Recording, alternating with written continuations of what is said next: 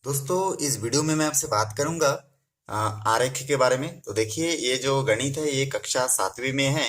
कक्षा 7वीं के अध्याय 10 में दिया गया है। तो हम लोग आज देखेंगे कि ये होता क्या है। ठीक है, तो ग्राफ को देखिए हिंदी में आरेख कहा जाता है। अब ये आरेख जो है इसको हम लोग देखेंगे कि इस आरेख की सहायता से हम लोग क्या कर सकते हैं। तो देखिए, सबसे पहली बात तो आरेख को समझने से पहले हमको दिशा समझना पड़ेगा।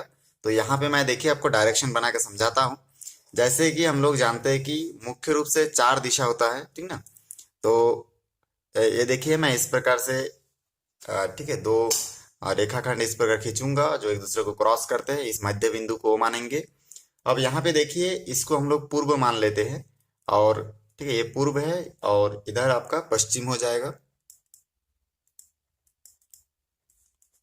और इस प्रकार से ऊपर होगा आपका उत्तर और नीचे होगा दक्षिण। तो इस प्रकार मैं देखिए ये मुख्य रूप से 4 जो दिशा होती है उन चारों दिशा को यहाँ पे नोट कर लिया हूँ। अब इन दिशा में हमको समझना क्या है। अब देखिए, इसमें इस लाइन को हम लोग x मान के चलते हैं कि ये जो लाइन है ये क्या है, x है। तो चलिए मैं नीचे लिख देता हूँ, साइड में जगह नहीं है तो। और ये x है तो इस प्रकार के वाले को x का घात 1 या फिर x डैश भी मान सकते हैं। ठीक है, इसको x का घात जो हम लोग लकीर खींचे इसको डैश कहा जाता है। उसी प्रकार से ये जो लाइन है इस लाइन को हम लोग y मानेंगे। ठीक, और इस लाइन को हम लोग क्या मानेंगे, y डैश। तो इस प्रकार से हम लोग यहाँ पे लिख देंगे y डैश। ठीक, अब अगर आप यहाँ पे x और यहाँ पे ठीक है x का ही दूसरा विपरीत हम लोग x डैश दिए, y और y का विपरीत y डैश, इस प्रकार से देते हैं। तो इसमें देखिए, अब ये जो मेन ओरिजिन है, जो मुख्य बिंदु है, ठीक है, मूल बिंदु जो है वो क्या है, O है। अब इस O से अगर हम लोग मान के चलिए इस दिशा में जाएंगे तो इसको धनात्मक मानेंगे, तो इसका उल्टा जो है इसको ऋणात्मक मानेंगे। लेकिन अगर हम लोग इस तरफ इसको धनात्मक मानेंगे, जैसे कि मैं यहाँ पे मान के चलिए यूनिट ले रहा हूँ 1, फिर उतना ही दूरी पे 2, फिर 3, फिर 4, ऐसा करके मैं लिखा, तो इसके सामने कुछ नहीं, मतलब क्या है, प्लस है। आप चाहे तो इस प्रकार से धन का निशान भी लगा सकते हैं इसके सामने। और इसके उल्टा इस तरफ अगर आप लिखोगे तो यही फिर ओरिजिन यहाँ पे क्या है, 0 रहता है ना। तो यहाँ से फिर आप लिख सकते हो -1, -2, -3, -4। तो इस प्रकार देखिए, इस x के x रेखा का जो मूल बिंदु है क्या है, O है। इस O के अगर हम लोग पूर्व की ओर चलेंगे तो धनात्मक होगा, पश्चिम की ओर चलेंगे तो ऋणात्मक होगा। अगर हम लोग पश्चिम की ओर धनात्मक लेते हैं तो हमको पूर्व की ओर क्या लेना है, ऋणात्मक संख्या। तो इस प्रकार से इसके आगे जाएंगे तो धनात्मक, पीछे जाएंगे तो ऋणात्मक। उसी प्रकार ये जो y लकीर है, जो उत्तर और दक्षिण आपको दिख रहा होगा, इसमें अगर हम लोग ऊपर की ओर लिखेंगे तो हमको धनात्मक अगर हम लोग लेते हैं यहाँ पे कि यहाँ पे +1 है, या फिर हम लोग खाली 1 2 भी लिख सकते हैं, क्योंकि खाली कोई भी संख्या के सामने कोई निशान नहीं रहने से हम लोग जानते हैं कि प्लस रहता है। तो इस प्रकार से अगर हम लोग इस डायरेक्शन में अगर पॉजिटिव लेंगे, ठीक है, धनात्मक दिशा लेंगे, तो नीचे तरफ हमको क्या लेना पड़ेगा, ऋणात्मक दिशा। तो हम लोग इस लाइन के नीचे की ओर क्या लेंगे, फिर 0 से यहाँ पे हो जाएगा -1, यहाँ पे हो जाएगा -2, फिर होगा -3, और आगे बढ़ेंगे तो यहाँ से हो जाएगा, देखिए यहाँ पे होगा -4। तो इस प्रकार से हम अपने हिसाब से 4 4, 5 5, 6 6 अपने हिसाब से हम लोग लिख सकते हैं। तो इस चीज को देखिए, मैं आपको ऐसे प्लेन पेपर में बताया हूँ, समझाया हूँ। आप इसको ग्राफ में भी दर्शा सकते हैं। ठीक है, ग्राफ पेपर में भी सॉल्व करके आपको बताऊंगा। तो यहाँ पे देखिए, ये जो पूर्व और पश्चिम है, तो यहाँ पे ठीक है, इस मूल बिंदु से पूर्व की ओर क्या है, देखिए जितना संख्या सब क्या है, धनात्मक है। इसीलिए हम लोग इसको क्या बोलेंगे, धनात्मक दिशा। तो यहाँ पे मैं नोट कर दूंगा धनात्मक दिशा। और इस मूल बिंदु से देखिए पश्चिम की ओर जाएंगे तो जितना संख्या यहाँ पे जा रहा है क्या है, माइनस है। तो यहाँ पे हम लोग लिखेंगे ऋणात्मक दिशा। ठीक है, इस प्रकार से नोट कर देंगे। और ऊपर की ओर देखिए जा रहा है तो ऊपर की ओर क्या है, आपका धनात्मक दिशा है। ठीक ना, ये सब नंबर देखिए +1 +2 +3 +4 जो है धनात्मक है। तो इस प्रकार से यहाँ पे होगा धनात्मक दिशा। और नीचे की ओर हम लोग जाएंगे तो नीचे की ओर माइनस संख्या दिख रहा है, तो ये वाला दिशा क्या होगा, दक्षिण वाला ऋणात्मक दिशा। तो यहाँ पे मैं लिख देता हूँ ऋणात्मक दिशा। तो बहुत आसानी से आप लोग देखिए इसको हल कर सकते हैं। ठीक है, तो ये देखिए इस प्रकार हम लोग नोट कर सकते हैं। अब इसमें हमको धनात्मक और ऋणात्मक देख के समझना है कि किस प्रकार हम लोग दर्शाएंगे। ये जो हम लोग कागज के पृष्ठ पे हम लोग इसको दर्शाए, इसी को हम लोग निर्देश तल बोलते हैं। और जिस अंकों के द्वारा दर्शाते हैं, ठीक है, जैसे +1 +2 +3 जो भी है, ये माइनस प्लस वाले अंकों को क्या बोलते हैं, निर्देशांक कहा जाता है। तो इस प्रकार को ध्यान दे रहा है। इसमें दो तल होता है, एक देखिए एक डायरेक्शन होता है क्षैतिज, ठीक ना, जो कि एक्स और एक्स, देखिए एक्स और एक्स डैश, इसको डैश कहा जाता है। तो एक्स और एक्स डैश क्या है आपका, ये दोनों आपका एक क्षैतिज तल होगा, और दूसरा वाई और वाई डैश। तो इस प्रकार से आपको ग्राफ के बारे में पूरी जानकारी मैं दिया हूँ। अब इसमें आप लोगों को मैं बताऊंगा कि हमको किस प्रकार से इसमें अंकों को भरना है। यहाँ पे देखिए मैं आपको पहला प्रश्न के बारे में जानकारी दूंगा। पहला प्रश्न में लिखा हुआ है कि निम्न बिंदुओं को ग्राफ में प्रदर्शित कीजिए। और यहाँ पे इस प्रकार से देखिए बिंदु लाइन से दिया गया है। पहला जो बिंदु आपको दिख रहा होगा वो है आपका 2, 5, -3, 4, 1, -1, -3 और -2। एक एक देखिए एक बिंदु है, ठीक है। तो इसमें जो दो दो अंक करके हमको दिख रहा है, वो दोनों में एक एक्स है, एक वाई है। तो देखिए किस प्रकार हम लोग इसको ग्राफ में दर्शाएंगे, इसलिए मैं एक ग्राफ पेपर ले लेता हूँ। देखिए ग्राफ पेपर जो है इस प्रकार दिखता है, ठीक ना। आपको इस ग्राफ पेपर में इसको दर्शाना है। तो सबसे पहले चलिए मैं यहाँ पे हल लिख लेता हूँ। अब उसके बाद यहाँ पे जो दिया गया है, इन प्रश्नों को मैं इस ग्राफ में दर्शा के आपको बताऊंगा कि कैसे आप इसको दर्शा सकते हैं ग्राफ पेपर में। तो यहाँ पे देखिए ग्राफ में बहुत सारा लाइनिंग रहता है, जैसे कि ग्राफ पेपर की सबसे खासियत ये है कि इसमें देखिए लाइन आपको स्केल से नापने की जरूरत नहीं है। जैसे कि ये मोटा मोटा लाइन आपको दिख रहा है, एक समान दूरी पे है, तो इस लाइनिंग को आप आराम से ले सकते हैं। तो चलिए इसमें मैं स्केल की सहायता से पहले एक्स और वाई डायरेक्शन इसमें नोट कर लेता हूँ। तो यहाँ पे देखिए मैं ग्राफ पेपर ले लिया हूँ। स्केल की सहायता से इस ग्राफ के ऊपर ही मैं लाइन खींच लेता हूँ, जो सीधा सीधा लाइन दिख रहा है हमको।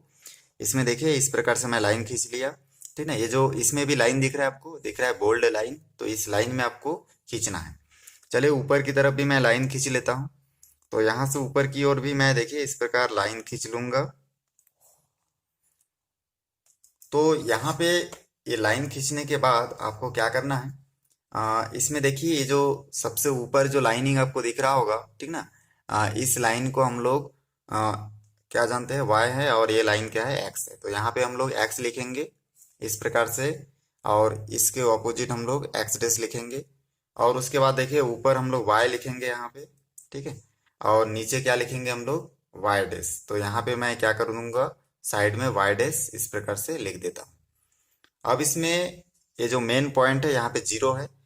इसके बाद हम लोग, ठीक है, इसको ओरिजिन लिख देते हैं, ठीक है, वो लिख देते हैं, 0 भी लिख सकते हैं। चलिए मैं वो लिख देता हूँ। अब इसके बाद यहाँ से हमको एक्स के हम लोग जानते हैं कि इस लाइन में हम लोग क्या लिखना पड़ता है, 1 2 3 4। खाली 1 2 3 4 भी लिख सकते हैं, या फिर +1 +2 भी लिख सकते हैं। तो मैं यहाँ पे 1 2 3 4 ही लिखूंगा, क्योंकि हम लोग जानते हैं कोई भी संख्या के सामने कुछ भी निशान, कोई भी चिन्ह नहीं है, मतलब क्या है, हमेशा प्लस रहता है। तो इस प्रकार से प्लस में हो गया। और इस तरफ वाला जो माइनस वाला, उसमें के सामने हमको माइनस लिखना पड़ेगा। तो यहाँ पे मैं लिखूंगा -1, फिर उतना ही दूरी पे -2, फिर उतना ही दूरी पे -3, -4, -5, -6। तो 6 तक मैं लिख दिया हूँ। कोई जरूरी नहीं, आप इधर 6 तक, इधर 5 तक भी लिख सकते हैं अपने अनुसार।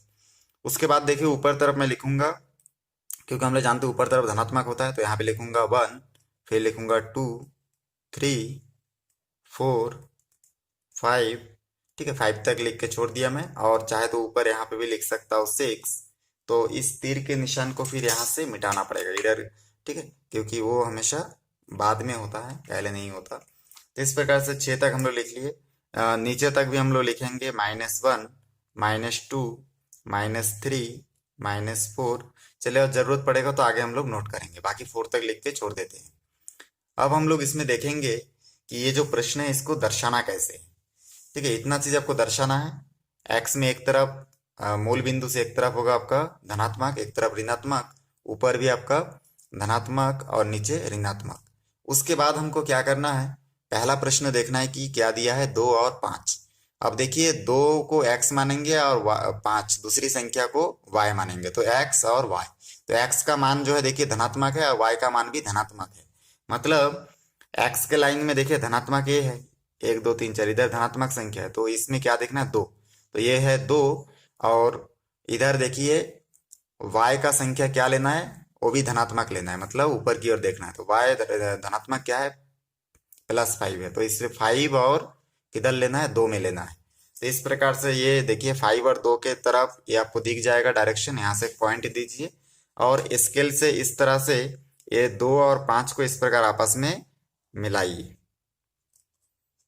ये देखिए मैं मिला लिया हूँ, ठीक है, इस प्रकार से आपको मिलाना है। और ये दोनों ठीक है, 2 का जो लाइनिंग है और 5 का जो लाइन है, दो जहाँ पे टच हो रहा है उस पॉइंट पे आपको इस प्रकार से ब्रैकेट देके 2 और 5 लिखना, 2,5। तो ये आपका पहला जो 2 और 5 है इसको आप ग्राफ में प्रदर्शित कर चुके हैं। उसके बाद आपको दूसरा नंबर में जाना है -3 और 4। तो पहली संख्या को x मानते हैं, दूसरी संख्या को y मानते हैं। तो x का मान क्या है देखिए -3 है, तो x के लाइन में -3 देखिए यहाँ पे है, और y के लाइन में जो 4 है, खाली 4, मतलब इसके सामने कोई माइनस प्लस नहीं है, तो ये क्या है, खाली 4 है, मतलब प्लस है। तो इस प्रकार से y के लाइन में हमको क्या देखना है, +4। तो ये 4 और इधर से -3, तो ये -3 के लाइन को हम लोग इस प्रकार से देखिए यहाँ पे, और ये 4, तो ये 4 का लाइन और ये हो गया माइनस। x में हमको -3 देखना है और y में +4, तो ये हम लोग x में देखिए x के लाइन में -3 देख रहे हैं और y के लाइन में +4, ये दोनों बिंदु जो है यहाँ पे टच करेगा एक दूसरे को। तो इस प्रकार से स्केल से हम लोग फिर यहाँ पे लाइन खींचेंगे और उसके बाद, ठीक है, ये देखिए इस प्रकार से लाइन खींच लेते हैं। लाइन खींचने के बाद इसके ऊपर आपको यहाँ पे लिखना है ब्रैकेट देके -3 और 4, मतलब x का मान -3 है देखिए, और y का जो मान है वो क्या है, खाली 4 है। तो इस प्रकार से -3 और 4 को भी हम लोग प्रदर्शित कर चुके हैं। इस प्रकार से 1 और -1 को भी आप दर्शा सकते हैं, ठीक ना। तो 1 और -1 देखिए, ये है आपका -1 क्या में है, 1 क्या में है, x का मान है, तो x का मान x के लाइन में 1 देखिए ये है, और y का मान क्या है, -1 है, तो y के लाइन में -1 किधर है, नीचे तरफ है देखिए। तो ये 1 और 1 के सीधा में इस प्रकार से आप यहाँ से भी ऐसे लाइनिंग खींचोगे और दोनों को क्या करोगे, आपस में मिला के लिखोगे, यहाँ पे लिखोगे -1 और 1। तो ग्राफ पेपर में दर्शाना बहुत आसान होता है, आपको डायरेक्टली ये लाइनिंग देख के पता चलता है कि ये दोनों पॉइंट कहाँ पे एक दूसरे को काट रहे हैं, ठीक ना, प्रतिच्छेद कर रहे हैं। इस प्रकार से ये हम लोग देखिए 1 और -1 को बिठा चुके हैं। अब है इसमें -3 और -2, तो -3 किधर है देखिए, x का मान -3 मतलब ये, और y का मान -2 मतलब नीचे की ओर। तो इस प्रकार से -3 और -2 आपस में कहाँ पे देखिए, ये -3 यहाँ पे है, इस प्रकार से आगे जाएगा तो -2 तक हम लोग उसको लाएंगे, ठीक ना। y का मान -2 और x का मान क्या है आपका, x का मान आपका -3, तो इन दोनों को इस प्रकार से लेंगे। देखिए इसके सामने में माइनस नहीं लिखा, जबकि आपको इन सभी संख्याओं के सामने इस प्रकार से माइनस का निशान लगाना पड़ेगा, ठीक है। तो इस प्रकार से ये माइनस वाला संख्या है, तो -3 और -2 वाली लाइन को इस प्रकार से सीधा हम लोग मिला देंगे। तो हमारा जो देखिए ये -3 और -2 को हम लोग दर्शा चुके हैं। यहाँ पे आपको ब्रैकेट के बाहर लिखना है -3 और -2।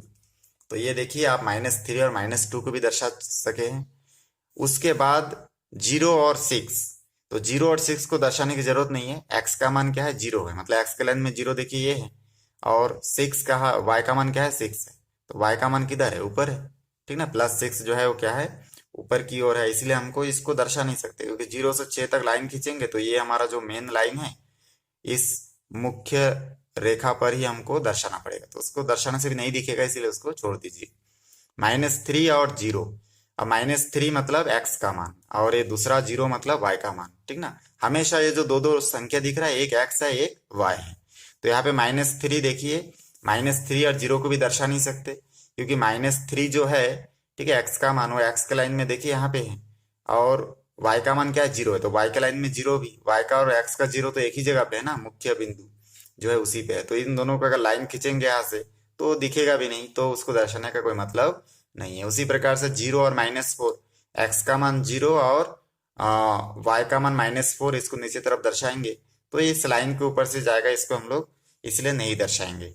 तो इस प्रकार से हम लोगों को देखिए पूरा गणित जो है सबको हम लोग दर्शा चुके हैं, जिसमें एक भी मान, ठीक है, दोनों मान में से कोई एक भी मान 0 होगा तो उसको आपको दर्शाने की जरूरत नहीं है ग्राफ में, इसको आप ध्यान रखिएगा।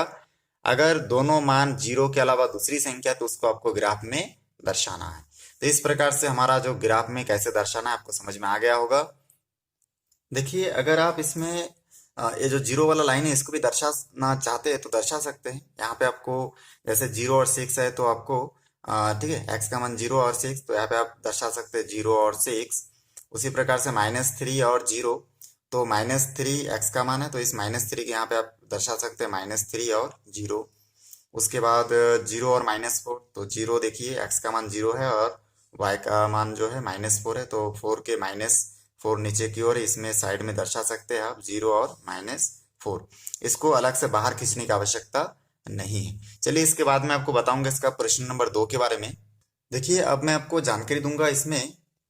प्रश्न 2 यहाँ पे लिखा है कि किस चतुर्थांश में, यहाँ पे मैं साइड में आपको जो दिशा पहले बताया था उसी को मैं लिख के रखा हूँ। देखिए एक्स के इस तरफ धनात्मक, दूसरी तरफ ऋणात्मक, वाई जो लाइन है इसमें ऊपर की ओर धनात्मक और नीचे की ओर ऋणात्मक। मतलब यहाँ पे अगर हम लोग इस ये आपको इसको कहा जाता है प्रथम चतुर्थांश, ठीक है, तो यहाँ पे मैं लिख देता हूँ प्रथम, ठीक है, प्रथम चतुर्थांश लिखूंगा। उसके बाद देखिए इसको कहा जाता है द्वितीय चतुर्थांश, क्योंकि प्रथम चतुर्थांश में x का मान भी प्लस होता है और y का मान भी प्लस में होता है। और उसके बाद इसको बोलते हैं द्वितीय चतुर्थांश,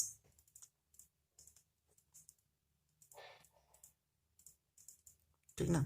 ये जो 4 भाग है इसमें से ये द्वितीय दूसरा भाग है, तो इसलिए द्वितीय चतुर्थांश कहा जाता है। इसमें देखिए x का जो मान है वो माइनस है, x के जो मान है माइनस है कि ना, ठीक ना, क्योंकि ये जो भाग है ये x और y ये दोनों से मिलकर बना है।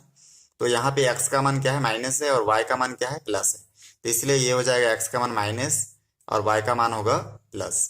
उसके बाद द्वितीय के बाद हम लोग आएंगे तृतीय चतुर्थांश में। तो यहाँ पे मैं लिख दूंगा तृतीय चतुर्थांश। यहाँ पे देखिए ये जो तीसरा भाग है ये देखिए इस लाइन और ये दूसरा लाइन, ठीक है, ये दोनों लाइन से मिलकर बना है।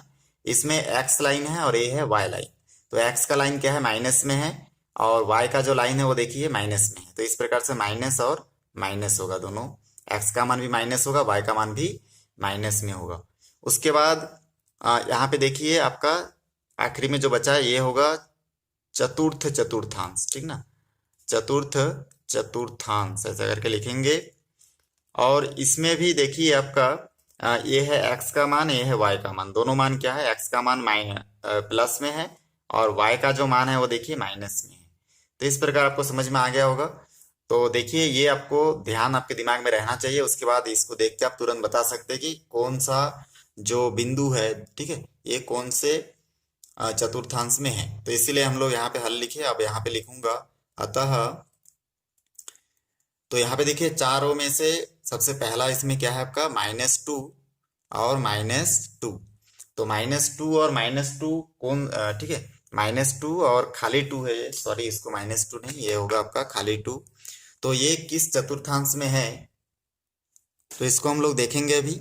तो देखिए ये जो है आपका ठीक है, ये 2 और -2 मतलब x का मान 2 और -2। तो आपको प्लस -2 और 2 देखने की आवश्यकता नहीं है, डायरेक्ट आप देखिए पहला संख्या धनात्मक है और दूसरा संख्या ऋणात्मक है। तो प्लस और माइनस, तो प्लस माइनस कौन से चतुर्थांश में है, देखिए प्लस और माइनस एक किसमें है, चतुर्थ में है ना, चौथा नंबर में है। देखिए x का मान प्लस है और y का मान माइनस है। यहाँ पे भी x का मान क्या है, +2 और y का मान -2, तो प्लस और माइनस है। तो प्लस माइनस जो है चतुर्थ चतुर्थांश में, इसलिए हम लोग यहाँ पे लिखेंगे चतुर्थ, ठीक है, चतुर्थ लिखेंगे। और यहाँ पे चतुर्थांश भी आप लिख सकते हैं। एक आपका कंप्लीट हो गया। दूसरा नंबर -4 और 4, ठीक है, ये दोनों किस में है, तो -4 देखिए x का मान -4 और y का मान खाली 4, मतलब माइनस और प्लस। तो माइनस प्लस कौन से चतुर्थांश में, देखिए माइनस और प्लस द्वितीय में है। तो हम लोग यहाँ पे लिखेंगे द्वितीय चतुर्थांश। उसके बाद तीसरा नंबर में यहाँ पे देखिए लिखा हुआ है -5 और -4। तो x का मान भी माइनस है और y का मान भी माइनस है। तो x का मान माइनस, y का मान, दोनों मान माइनस कहाँ पे है, तृतीय में है। तो हम लोग लिखेंगे -4 और 5 जो है ये दोनों क्या में है, तृतीय चतुर्थांश में है। तो इस प्रकार से लिखेंगे तृतीय चतुर्थांश। आगे बढ़ेंगे, देखिए 2 और 0 ये कौन से चतुर्थांश में है। तो 2 का मान देखिए प्लस में है और 0 का मान भी प्लस में है, लेकिन ये 0 में है। तो 0 में होने के कारण हम ये कोई भी चतुर्थांश मतलब कोई भी भाग में इसको दर्शा नहीं सकते, इसलिए इसको हम लोग लिखेंगे, देखिए x का मान 2 है मतलब ये 2, और y का जो मान है वो क्या है आपका 0 है। तो y का मान 0 मतलब यहाँ पे है, तो 2 और 0, तो ये हमारा कौन से डायरेक्शन में है, यहाँ पे O है और यहाँ पे x है। तो OX अक्ष पर स्थित है ये। इस प्रकार से हम लोग लिखेंगे OX अक्ष पर है। जो इन लाइन के अलावा अलग तीसरा बिंदु पे शो होता है उसी को हम लोग क्या बोलते हैं कि ये इस चतुर्थांश में है, लेकिन यहाँ पे ये इस मुख्य लाइन में उपस्थित है, इसलिए हम लोग इसको OX अक्ष पर स्थित है ऐसा करके लिखेंगे। अब देखिए यहाँ पे और बचा है इसमें 5 और 4। तो 5 और 4 हम लोग देखेंगे कि ये दोनों क्या में प्लस में है। तो प्लस प्लस कहाँ पे है, देखिए प्रथम, तो यहाँ पे लिखेंगे हम लोग प्रथम चतुर्थांश। और 2 बचा है इसमें, एक है 0 और -4। तो 0 देखिए यहाँ पे है और -4 क्या में x डैश के लाइन में है। तो हम लोग लिखेंगे यहाँ पे 0 और -4 जो है आपका OX डैश, ठीक ना, x डैश है यहाँ पे, तो इस लाइन में है। तो इस प्रकार से लिखे, सॉरी यहाँ पे देखिए x का मान 0 है और y का मान क्या -4 है, मतलब y डैश के लाइन में है। तो यहाँ पे हम लोग x नहीं लिखेंगे, यहाँ पे क्या लिखेंगे हम लोग y लिखेंगे। तो यहाँ से मैं इसको मिटा देता हूँ, ये देखिए y डैश के लाइन में है। तो इस प्रकार से हम लोग इसको ऐसे दर्शाएंगे कि y डैश के लाइन में है, मतलब ओ y डैश अक्ष में स्थित है, ठीक है। तो इस प्रकार से अक्ष पर लिखेंगे। आखिरी और एक इसमें बचा है 0 और 6। तो 0 और 6 जो है यहाँ पे देखिए 0 मतलब x का मान और 6 मतलब y का मान। तो यहाँ पे 0 और y का मान 6 मतलब ऊपर की ओर होगा, जो कि हम लोग शो नहीं किए। चलिए मैं आपको इसको खाली समझाने के लिए लिखा हूँ, आपको तो याद रखना है। तो इस प्रकार से आप जब भी हल करेंगे तो यहाँ पे आप रफ में पहले बना लेंगे इस चित्र को और बहुत आसानी से आप बता सकते। तो 0 और 6 देखिए, तो 0 x का मान है और y का मान 6 है, मतलब ऊपर की ओर। तो O और y अक्ष पर स्थित है, ठीक ना, क्योंकि इसको हम लोग दर्शाएंगे तो इस लाइन में ही दर्शा सकते, बाकी इधर साइड में तो हो नहीं सकता क्योंकि 0 है मान, इसलिए लाइन में ही रहेगा। इसलिए हम लोग लिखेंगे OY अक्ष पर। तो इस प्रकार से हमारा जो क्वेश्चन था वो देखिए सॉल्व हो चुका है। बहुत आसानी से आप इसका आंसर इस प्रकार से दे सकते हैं। दोस्तों वीडियो अच्छा लगे तो लाइक करें, शेयर करें, सब्सक्राइब करें और बेल आइकन को भी प्रेस करें ताकि जब भी मैं कोई नया वीडियो बनाऊं तो उसका नया अपडेट सबसे पहले आप तक पहुंचे। धन्यवाद।